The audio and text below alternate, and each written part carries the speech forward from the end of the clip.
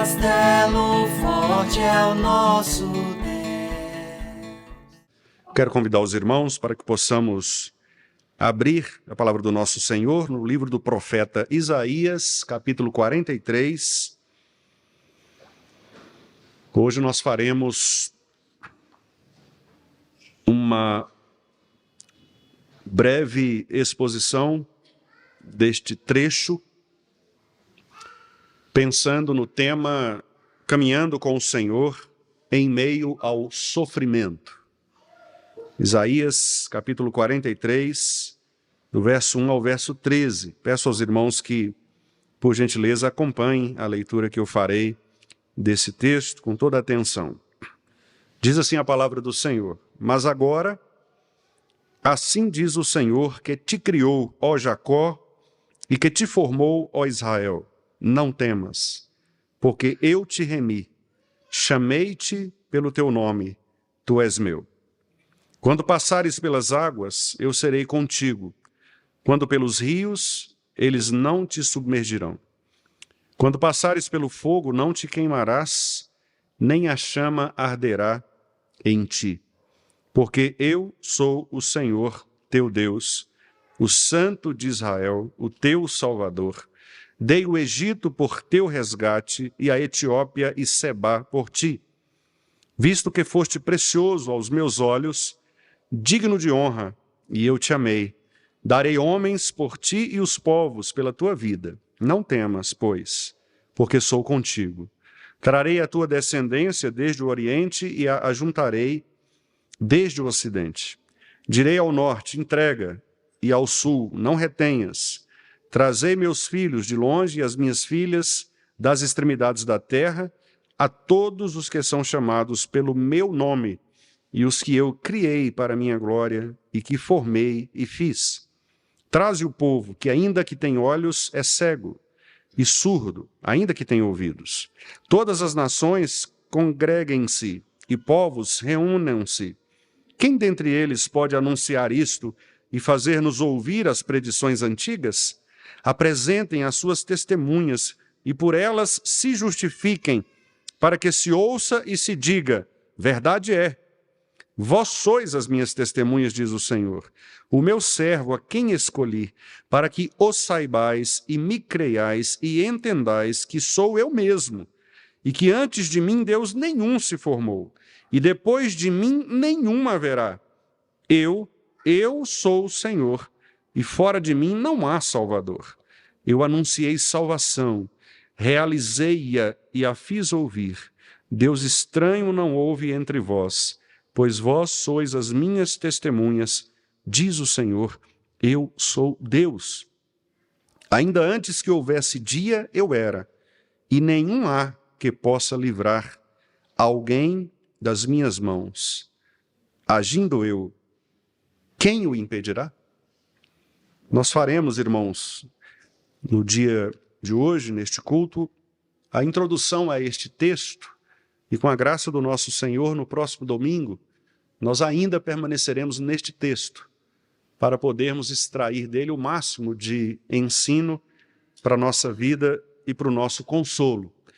E nós vamos então orar ao Senhor nesta hora, pedindo que desde já Ele aplique esta palavra aos nossos corações e que ao longo desta semana esta palavra possa permanecer viva em nós, de modo a nos fazer entendidos acerca do propósito do Senhor para as nossas vidas. Vamos orar.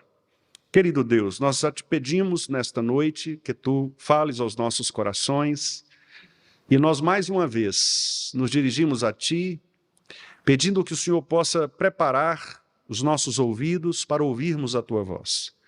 Ó Deus, nós muitas vezes somos mesmo teimosos, rebeldes, muitas vezes não nos lembramos das coisas que Tu fizeste no passado, muitas vezes nós deixamos de trazer à memória aquilo que nos dá esperança, muitas vezes nós nos atribulamos e nos angustiamos porque somos incrédulos em relação àquilo que o Senhor prometeu para os Teus filhos, para o Teu povo. Por isso, Pai, nós precisamos de Ti. Precisamos sempre trazer à memória o que nos pode dar esperança. Precisamos sempre, ó Deus, resgatar na Tua palavra aquilo que pode nos fazer cada vez mais crentes e confiantes nesta graça restauradora do Senhor, que por amor do teu próprio nome atuou em nosso favor, a fim de nos criar, de nos formar, de nos remir e de nos fazer teus filhos. Pedimos-te, ó Deus, que o Senhor, portanto, nos ensine nesta noite, neste breve tempo, e que esta palavra produza em nossos corações fé verdadeira e suficiente para recuperar a verdadeira confiança em Ti e depositar no Senhor toda a nossa esperança. Isto nós te pedimos, em nome de Jesus. Amém. Por que, meus irmãos, aqueles que mais querem viver, que mais merecem viver, conforme a nossa opinião, morrem? Por que nós temos de conviver com sofrimentos e dores, angústias, perseguições, pressões, tentações? Por que nós temos de enfrentar inimigos do Evangelho? Por que nós temos de lidar com os nossos próprios pecados todos os dias? Lidar também com as tentações de Satanás e lidar com a cultura pervertida e caída do mundo. Por que os crentes não são definitivamente poupados destas coisas? Por que nós temos de sofrer? Esta é uma pergunta interessante que não somente nós fazemos no nosso tempo, na nossa geração, mas muitos irmãos do passado também a fizeram. Muitos profetas, às vezes incomodados pela atitude de Deus de subjugar o seu povo e de infringir ao seu povo sofrimento, muitas vezes morte, perguntavam ao Senhor: por que, Senhor? É necessário que o teu povo passe por este tipo de opressão? Por que nós temos de ser escravizados? Por que nós temos de ser obrigados a cultuar, a compartilhar culturas que são pagãs, que são opostas ao Senhor? Basta nós nos voltarmos, por exemplo, para o livro do profeta Abacuque. O livro do profeta Abacuque traz duas perguntas.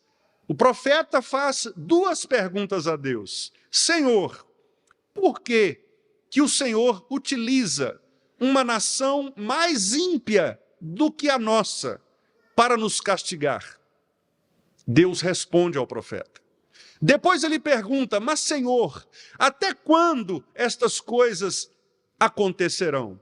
E Deus responde à segunda pergunta de Abacuque, para que no final ele possa fazer aquela oração que todos nós conhecemos. Quando ele, entendendo o plano de Deus e aceitando as respostas do Senhor, pôde dizer: ainda que a figueira não floresça, ainda que não haja fruto na vide, ainda que os currais estejam vazios, não haja gado neles, ainda que todas as coisas se transtornem, eu permanecerei no Senhor, me alegrarei no Deus da minha salvação. Depois de Deus ter respondido às perguntas do profeta e de ele ter entendido a razão pela qual Deus muitas vezes nos castiga, nos oprime, pisa em nós e nos humilha.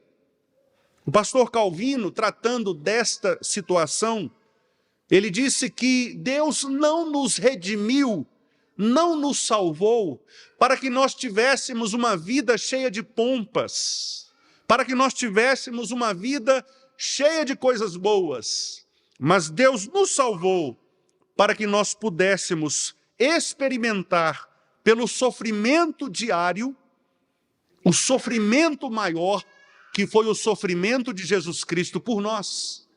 Como eu disse, meus amados irmãos, hoje pela manhã, muitas vezes nós sofremos para que possamos espelhar o nosso sofrimento no sofrimento de Jesus.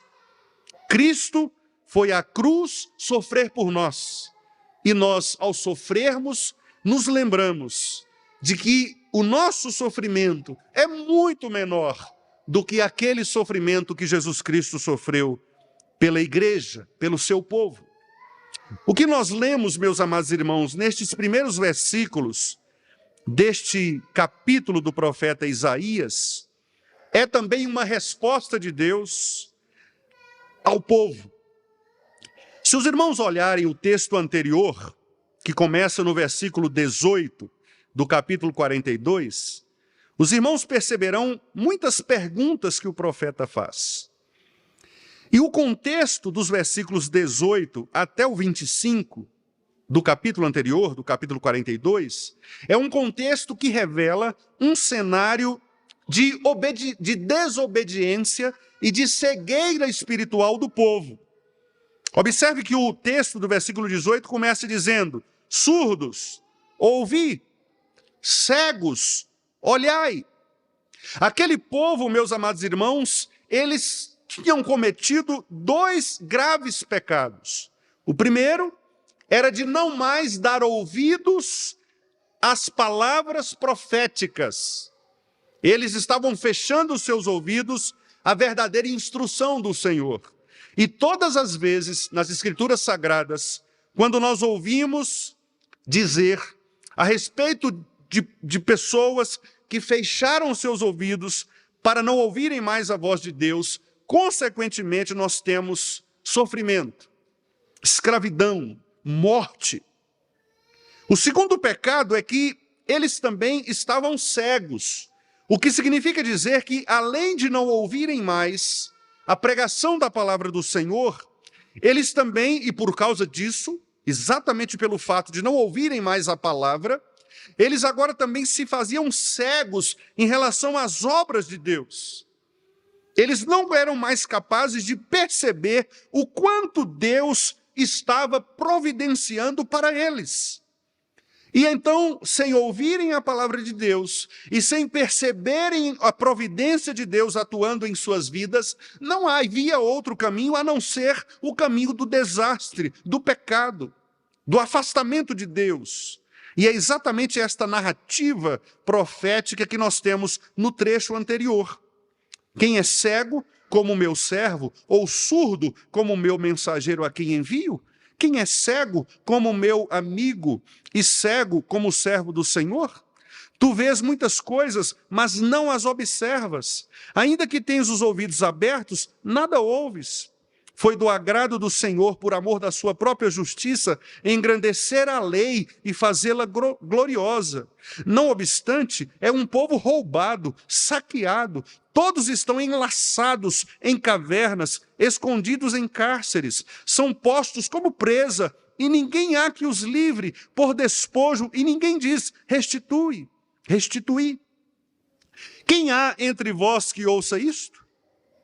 Que atenda e ouça o que há de ser depois? Quem entregou Jacó por despojo e Israel aos roubadores? Acaso não foi o Senhor? Aquele contra quem pecaram e nos caminhos do qual não queriam andar, não dando ouvidos à sua lei? Olha o que diz o profeta. Quem foi que escravizou o povo? Quem providenciou todos estes males de serem roubados, serem escravizados, serem lançados em cavernas, serem presos em cárceres? Quem foi que fez isso? O texto diz: o próprio Senhor. Versículo 24. Acaso não foi o Senhor? Não foi o Senhor que fez isso? Pelo que derramou sobre eles o furor da sua ira e a violência da guerra. Isto lhes ateou fogo ao redor. Contudo, mesmo assim, meus amados irmãos, mesmo com toda a disciplina dada pelo Senhor, mesmo com toda a punição dada pelo Senhor, mesmo com todo o sofrimento, mesmo tornando-se escravos, roubados, veja a reação do povo, versículo 25, ainda assim, contudo, eles não entenderam. E os queimou, mas não fizeram caso. Ou seja, o que o profeta está dizendo é que Deus utilizou o sofrimento para disciplinar o povo, a fim de que o povo pudesse voltar a ouvir a palavra do Senhor e a se lembrar da providência de Deus. Portanto, meus amados irmãos, boa parte daquilo que nós sofremos na vida tem a ver exatamente com estas duas coisas: deixarmos de ouvir a palavra do Senhor e deixarmos de ver a providência de Deus atuando nas nossas vidas. Mas, meus amados irmãos, apesar de toda a nossa desobediência, apesar de toda a nossa rebeldia, apesar dos nossos pecados, apesar de nos tornarmos surdos para as palavras do Senhor, cegos para vermos a providência de Deus, ainda assim, o Senhor reservou para si um povo tão especial que ele faz questão de escolher esse nome para esse povo, para dar a esse povo o seu próprio nome e fazer com que esse povo, portanto, experimente da disciplina do Senhor, mas ao mesmo tempo, na disciplina, esse povo também possa experimentar a restauração, a graça do Senhor, uma nova vida, um renascimento de esperança e de fé. Portanto, nós podemos dizer, de maneira genérica, que muito do nosso sofrimento tem a ver mesmo com o nosso pecado. É óbvio que nem todo sofrimento é em razão de pecado específico, mas a nossa natureza pecaminosa, ela também impõe sobre nós o sofrimento, porque tudo aquilo que é carregado pelo pecado morre. Por isso não só nós morremos, mas a natureza morre. As coisas criadas por Deus morrem, porque elas estão falidas em razão do pecado. O pecado, portanto, carregou esta depravação e esta corrupção na criação do Senhor, de modo que todos nós agora temos de passar por esta espécie de deterioração, de corrupção, de sofrimento. Mas, meus amados irmãos, eu repito, apesar disto, apesar desta condição miserável, depravada, apesar de nós sabermos que o sofrimento ele faz parte da nossa própria existência, apesar de sabermos que, ainda que nós estamos bem, as nossas células estão morrendo aos poucos, ainda que nós estamos indo para frente, nós estamos regredindo do ponto de vista físico, porque a morte nos espera, o pó nos espera, porque é para lá que nós devemos voltar, porque viemos do pó e ao pó retornaremos. Por isso a vida de um homem é breve, e por isso nós lemos aqui em Jó a descrição de um homem que sofria, que tinha as suas feridas lambidas por cães, e que soube reconhecer que de fato Deus foi quem deu a ele todo esse sofrimento, porque Deus queria provar nele, em Jó, a razão da sua graça. E ele reconheceu que a vida do homem nada é. Nós somos verdadeiramente falíveis. Perdemos a nossa vida para um simples vírus que entra em nossas vias aéreas, habita o nosso pulmão e nos mata. Perdemos, às vezes, a nossa vida por bactérias e outros animais, às vezes seres vivos microscópicos, que muitas vezes nós não conseguimos explicar. Mas a vida é isto, é falível, é corrupção, é morte. Mas como eu disse, amados irmãos, o nosso Deus, por amor, ele resolveu preservar o seu povo, um povo para si. Mas ele não disse que livraria esse povo do sofrimento. Ele disse que levaria esse povo para o encontro de si mesmo. E, portanto, o que Isaías faz neste capítulo, que agora nós introduzimos, é a mensagem de que só há salvação perfeita, plena, na pessoa de Jesus Cristo, o Senhor. E talvez você esteja pensando, mas em nenhum momento o texto fala a respeito de Jesus. Não há a palavra Jesus, não há Cristo escrito aqui. Mas isso é o que nós, às vezes, pensamos. Mas claramente, e os irmãos poderão ver isto no próximo domingo, O texto se refere a Jesus Cristo, aquele que afirma que ele é o único que pode trazer a verdadeira salvação, porque não há nenhum outro nome pelo qual importa que nós sejamos salvos, que não seja o nome de Jesus. E é este nome que nós recebemos, cravados em nossos corações, para que possamos fazer parte desta família gloriosa, que é a família de Jesus, cujo Pai é o Senhor, o Deus da aliança. Por isso, meus amados irmãos, o texto de Isaías 43 começa com esta partícula adversativa, mas. E ao começar assim, o texto está conectando com o anterior. E o texto mostra dois estágios diferentes.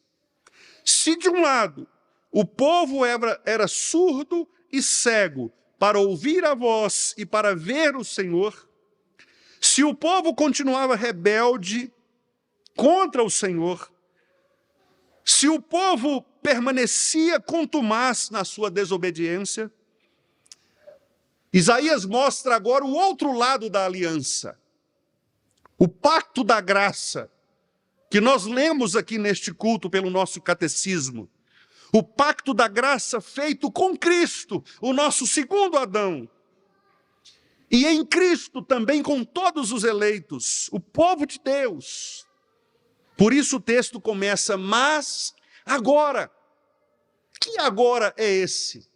Agora, essa nova perspectiva, essa nova fase, o outro lado da aliança.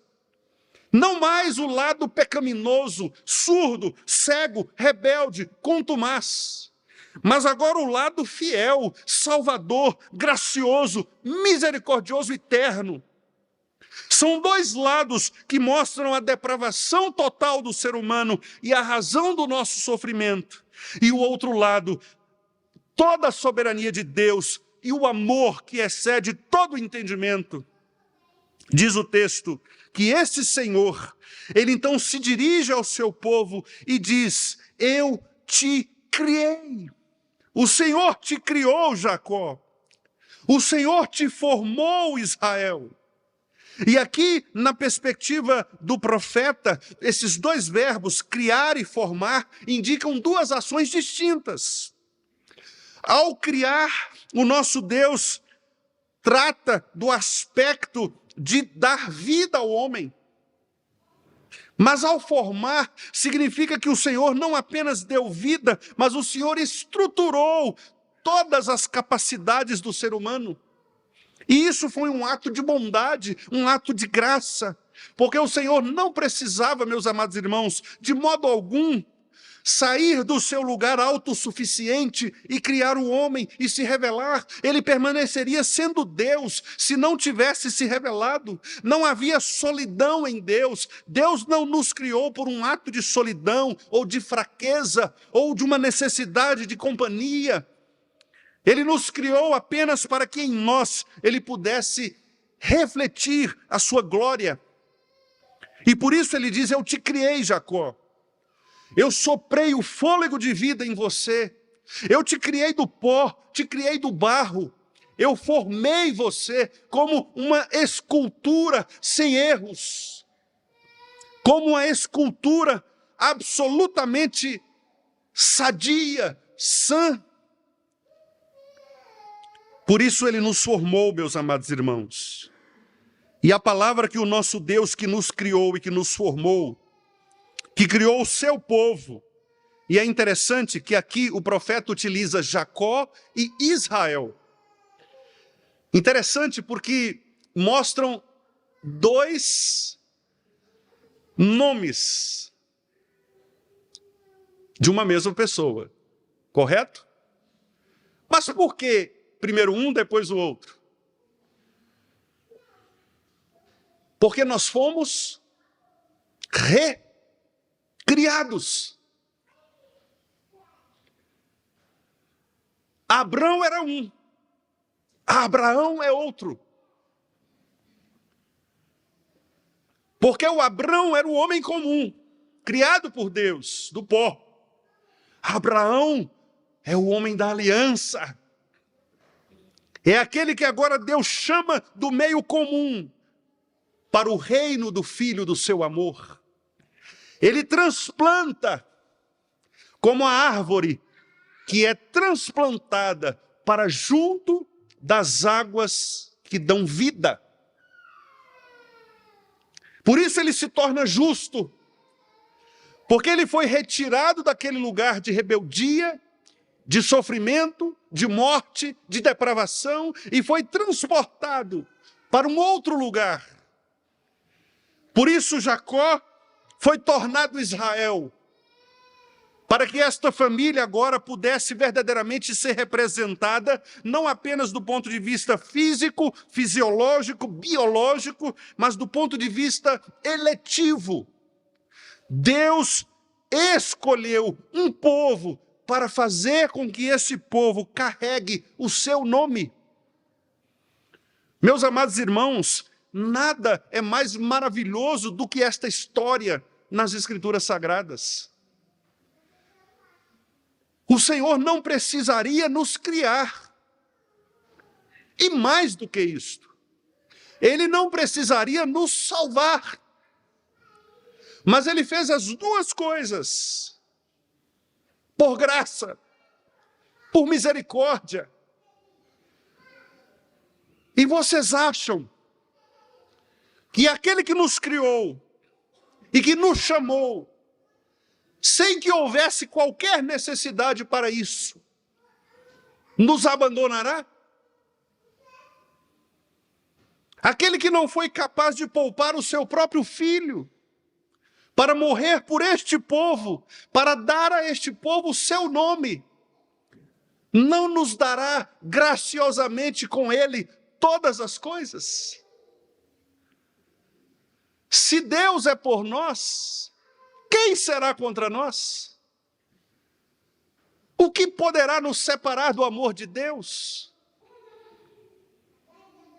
Perceba, o nosso Senhor, Ele nos fez e dele somos o seu povo e rebanho do seu pastoreio. Por isso, servir ao Senhor com alegria,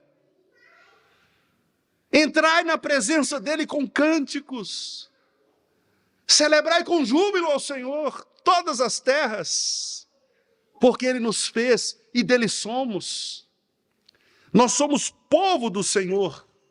E, meus amados irmãos, o pecado de Israel, ao deixar de ouvir a palavra e ao deixar de ver as obras de Deus, era exatamente esquecer desta verdade doutrinária sólida, de que nós não pertencemos a nós mesmos, mas nós temos um dono, que é o Senhor. E isto fica muito claro no texto, porque o texto, no final do versículo 1, diz: tu és meu. Nós não pertencemos a deuses falsos, meus irmãos. Nós não pertencemos a uma religião falsa. Nós não formatamos a nossa religião com base em promessas falsas, em ideias mentirosas. A nossa religião, ela é consistente porque ela é histórica. Ela é provada. Nós podemos olhar para as Escrituras e rever tudo aquilo que Deus fez pelo seu povo desde Adão. Há uma história que nos é contada. E Deus faz questão de nos lembrar desta história. Porque o versículo 2, o profeta diz: quando passares pelas águas. Que águas são essas? O Mar Vermelho, queridos. Quando passares pelas águas, eu serei contigo. Faraó estava furioso contra o povo. As águas do mar não eram suficientes para obstaculizar o caminho do povo de Deus, porque Deus é dono da natureza.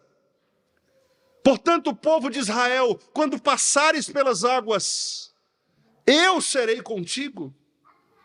Moisés, por que clamas a mim? Diga aos filhos de Israel que marchem. Depois o texto diz, quando pelos rios, qual rio, queridos? O Jordão. Do mesmo jeito, Senhor, eu não vou deixar vocês submergirem. Vocês não vão morrer afogados, eu estarei com vocês. Quando passares pelo fogo, qual fogo, queridos?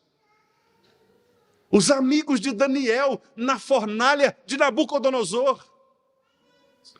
Quando eles passaram pelo fogo, o que aconteceu? Não te queimarás, nem a chama arderá em ti. Vocês conhecem a história dos irmãos, dos amigos de Daniel? Conhecem. Nem um fio de cabelo sequer foi queimado. Nenhuma chama arderá em ti. Portanto, o que o profeta está fazendo aqui não é profetizando coisas para nós. O profeta não está dizendo que se o pastor Wendel estiver na frente do mar, ele tem a obrigação de abrir. Não, talvez Deus queira que eu me afogue no mar, para que o nome dele seja glorificado com a minha morte. Porque o que Paulo disse foi que quer pela vida, quer pela morte, o teu nome será glorificado. O que o profeta está dizendo aqui é que estas coisas aconteceram na história do povo de Israel. Elas vão acontecer na história do povo de Israel. E de fato aconteceu. Os amigos de Daniel foram livres da fornalha de Nabucodonosor, porque não há rei, não há fogo, não há prisão, não há governo que possa se opor ao soberano Deus do universo. Altura, profundidade, principados, potestades, morte, nada poderá nos separar do amor de Deus que está em Cristo Jesus, o nosso Senhor. Vocês acham que Deus perderia o seu povo para alguns bravos leõezinhos? O que são os leões diante do Deus do universo? Daniel estava acompanhado do Deus do universo, que é poderoso para fazer com que os leões percam os dentes, se necessário for. Tornem-se gatinhos mansos. Deus é capaz, meus amados irmãos, de abrir mar, de abrir rios, de colocar pessoas no fogo para que não sejam queimadas, de salvar pessoas de cova de leões, dos antros da terra. Deus é capaz de fazer com que mulheres estéreis sejam mães de filhos. Deus é capaz de curar doenças, como fez com o rei Ezequias. Mas Deus também é capaz de deixar morrer, como foi com Estevão. Deus também é capaz de deixar morrer, como foi com Policarpo, o pastor de Esmirna. Porque nós não somos donos da nossa vida. Tu és meu. Eu existo, você existe para glorificar a Deus, quer pela vida, quer pela morte. Portanto, Deus quer lembrar ao povo esta verdade. Não temas, não fiquem apavorados, porque eu te remi. Fui eu quem tirei você do tremedal de lama, do poço de perdição. Fui eu quem coloquei a mão no pecado e arranquei você de lá. Fui eu quem te chamei pelo teu nome. Você não era ninguém, você não tinha identidade. Agora, o seu nome, fui eu quem te dei. Você pertence à minha família. E na minha família, ninguém toca. Só eu posso ordenar o que acontece com o meu filho. Por isso, Satanás precisou pedir licença a Deus para cutucar a vida de Jó. Porque Jó era um filho de Deus. E conforme o apóstolo João, aquele que é nascido de Deus, o maligno não lhe toca. Portanto, os sofrimentos pelos quais nós passamos não são ações do diabo. Você não precisa ir a um culto de descarrego. Você não precisa livrar-se de encosto. O sofrimento pelo qual nós passamos é trazido pelo próprio Deus, o nosso Senhor, aquele que é o nosso dono, e Ele muitas vezes nos coloca dentro de um moinho e nos moe completamente. Para que nós possamos, irmãos, perceber que nada somos, nada temos, a não ser nele. Só o Senhor é Deus. Foi Ele quem nos fez e dele somos. Somos o seu povo e rebanho do seu pastoreio. Esse Deus cuida do seu povo. Ele está no meio da cidade, que é a sua igreja, a Jerusalém espiritual. Cristo anda no meio das igrejas. Ele está no meio de nós. Por isso, ainda que a terra se transtorne, ainda que os montes se abalem, ainda que as águas tumultuem e espumejem, nós permaneceremos firmes no Senhor, porque a cidade na qual nós habitamos não se abalará, porque o Senhor a sustenta. O Deus de Jacó é o nosso refúgio. Portanto, aquietai-vos e saibam que nós temos um Deus, nós temos um Senhor. Aquietemo-nos os corações, não andemos ansiosos pelo que devemos comer ou vestir, porque os gentios é que procuram estas coisas. Nós sabemos que o nosso Deus veste com toda beleza os lírios do campo, que Ele alimenta com toda providência os pássaros. E nós sabemos que nós valemos muito mais do que os lírios e os pássaros, porque nós somos a primícia da criação do Senhor. Por isso, amados irmãos, confiantes nesta palavra, que nós saibamos a quem pertencemos, que aquietemos os nossos corações, e quando a tristeza vier, quando o sofrimento bater a porta, quando nós tivermos que passar por todas estas circunstâncias que acometem os seres humanos por sua falência, por sua depravação, que nós possamos trazer à memória aquilo que nos dá esperança. E esta é a mensagem de esperança: nós pertencemos ao Senhor. Não temamos, Ele está conosco, Ele prometeu. Jesus disse: eis que estou convosco todos os dias. Que Ele nos abençoe e guarde, irmãos, no nome de Jesus. Vamos orar? Vamos colocar de pé, queridos. Querido Deus, nós te agradecemos, Pai, porque não fosse a Tua palavra, nós jamais conheceríamos acerca do Teu amor e da Tua graça para conosco. Obrigado, porque o Senhor resolveu revelar-se para nos mostrar a Tua glória, Senhor, e para nos mostrar que nós não pertencemos a nós mesmos, para nos mostrar que todos os nossos dias estão contados, determinados. O Senhor colocou limites nas nossas vidas, para cumprir em nós o Teu decreto eterno, para cumprir em nós o Teu desígnio, os Teus propósitos. Por isso, ó Pai, dá-nos a certeza inabalável de que nós pertencemos ao Senhor, de que nós não somos de nós mesmos, de que nós não temos um outro Deus. Nós somos Teus, Senhor, porque Tu nos compraste com preço do sangue de Teu Filho Jesus, a quem nós devemos amar, a quem nós devemos adorar, por tudo aquilo que Ele fez, por tudo aquilo que Ele é, por tudo aquilo que Ele permanece fazendo em nós e conosco, que é, todos os dias, nos fazendo conformes à imagem dele, para que assim nós possamos glorificar o Senhor em todas as coisas, quer comamos ou bebamos, ou façamos outra coisa qualquer.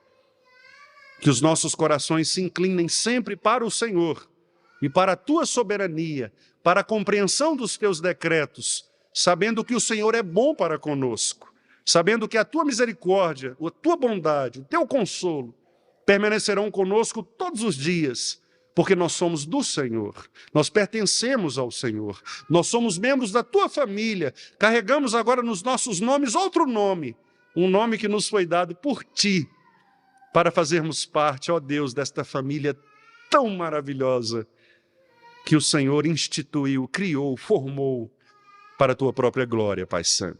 Cuida de nós e que possamos experimentar isso todos os dias de nossa vida.